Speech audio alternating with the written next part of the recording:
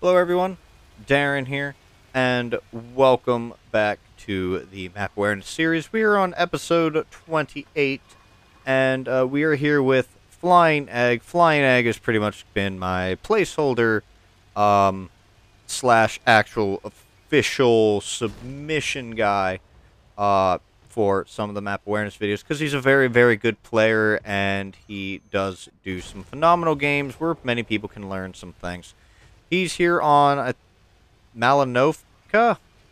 I just stopped caring at this point. It's a winter map. And he is in the CS 59, I believe. It's the tier 9 vehicle.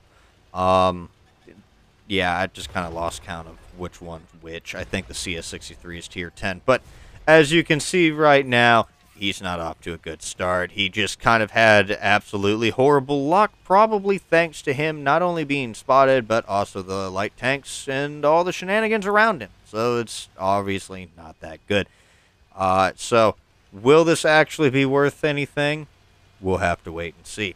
But the good thing about why I chose to use this particular video is that the good thing about when you are low health is that you are a lot more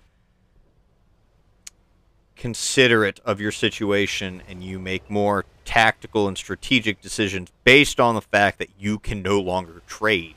You can see he's at like 30 or 39 hit points right now. I can't quite tell because my software blurs it to make sure it doesn't buffer while I'm recording. So yeah. And other than that, he's playing it very, very safe. And we've all seen some of the footage here by FlyinEgg. He does phenomenal tactical situational awareness where he is not tunnel visioning and he's constantly observing his surroundings. So while we watch him just farm this one tank and avoid being hit and killed outright by anything, it just, again, I would like to use this as a quick disclaimer and apology to the individual that I am probably going to email back. Unfortunately, I was meaning to use his replay, but for some reason my computer does not like recording YouTube videos off the screen, so it did not work and it corrupted. I don't think I can record that video, so I needed a quick placeholder.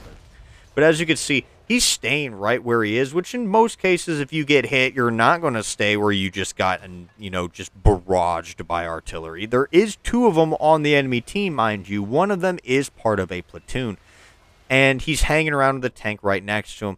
A lot of big no-nos in terms of the common sense average player type of mind. Of course, so far it's working out very, very well for him. He is redeeming himself right now. He has done over his own hit points and damage right now.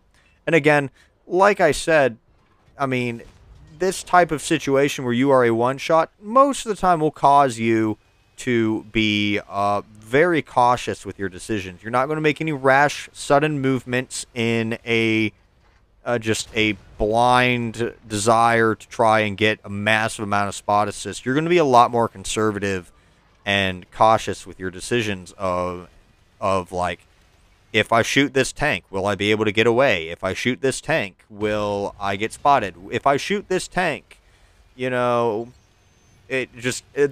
ideas, the situation, the results could be endless. He has been spotted by the one tank that is down there. I have absolutely no idea because, again, it's very blurry and I can't quite tell. He's still spotted. This is very, very risky, mind you, but hey, it's working. More than likely what him still being spotted was just the leftover spot that the one tank down there. It looked like a CS-63, to be honest, but I couldn't quite tell. It looked very Soviet in design. Of course, we'll all probably know and be able to read it once the video uploads, because again, it's only blurry for me when I'm recording audio. So seeing the situation on the western flank has been pretty much in dire needs. He has shifted his position to one where he can put foliage in between him and his opponents, and he's still able to support, like I said, pretty much the tier 8 through 10, as I have been told, on the Polish medium line, plays a lot like a Leopard, but with Soviet influences. So him sitting back here, sniping like a leopard would, is not really the wrong way to play it. This is more or less even how I play it. Aggressive play is possible. I'm sure he would have loved to have played this vehicle aggressively had he not just been straight up bullied to the point of being just breathed on near death. But, you know, sitting back and sniping for, you know, is more or less right around how you want to play these types of vehicles. So this is not uncommon. This is a very smart move. And as you can see, it's very tied. He is also a liability, I'd like to mention. Yes, he's very skilled. So not only is he an asset for his team, but he's, again, also a liability. And he is a liability simply because of the fact that he is like 30 or 39 hit points. He just has to get breathed on by the enemy team, and he's dead, and he puts his team a tank down.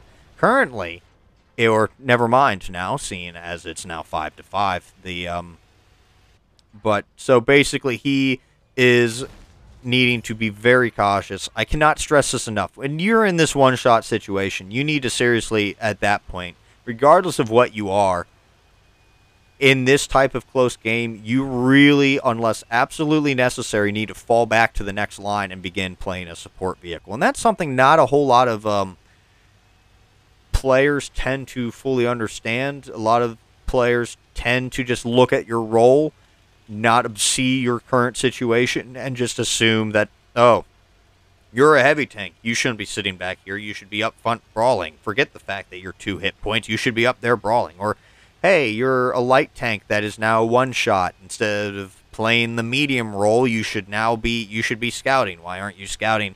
And by, you know, etc., etc. So, it is one of these situations where it's like you really need to be pulling back and playing the support vehicle. And he's been doing that, and again, a good demonstration of why that sometimes can not only help, but also pay off for you. You are helping your team by staying alive. You and are also, because of the hit points, this is forcing you to make wiser, smarter, more conscious decisions instead of acting brash and rashly without putting a whole lot of thought, just going on instincts or just blind hunger for damage. Ooh, that delectable damage. Yes, I'm guilty of being hungry for it too, and it often gets me killed. But these types of situations are very, very, very good learning material. And I just... So just going off on a tangent here as we watch him just start cleaning up. At this point, is it really a cleanup operation? No, it's more of a very, very close game. And trying to get rid of the artillery is not a bad idea. And I would also like to mention that he is kind of, you know, I can't really say for certain if he's going to or if he's not, but he is sticking, for the most part, kind of near his teammate to be able to support. But, you know, knowing FlyinEgg, that's not really his style. So it's more or less kind of just, you know, what we're going to see is him on his own here for the most part. Shoshka took care of the arty. The big threats are gone. Now it's also just a 2v2. We can pretty much tell at this point it's a capping game. Kind of a pretty smart move at this point to just go and defend the cap. He is almost there. He's got a minute and 30, or I think a minute. Either way, he's got plenty of time to get to base to defend the base. And again, all he has to do is hit the vehicle. Also notice that he, by the looks of it, has not really touched the premium rounds. Or if he did, I did not notice. But just as a rehash here while we're watching this, these types of situations where you are a one-shot are very, very good learning material. If you have a game like this where you are a one-shot and you are in this situation where you have to pick and choose your battles and your shots very carefully, make sure you go back, especially if you die, make sure you go back and watch your replay and analyze it from many different perspectives. What did you do wrong? You know, instead of analyzing it from, you know, what you see right now in a replay, try looking at it from a bird's eye view. Try looking at it from, you know, just a different perspective at the time that you died and analyze it and learn your mistakes and learn what you could have done better. These are very, very good learning games. But as you can see, even though he got knocked out at the early in the game, he had a very, very good one at over 4K damage. And that concludes today's video on the Map Awareness series. I'd like to thank you all for watching. If you enjoyed this video, hit that thumbs up. And if you want to see more videos like this one, don't forget to subscribe. But until next time, this has been Darren of WoTC Academy.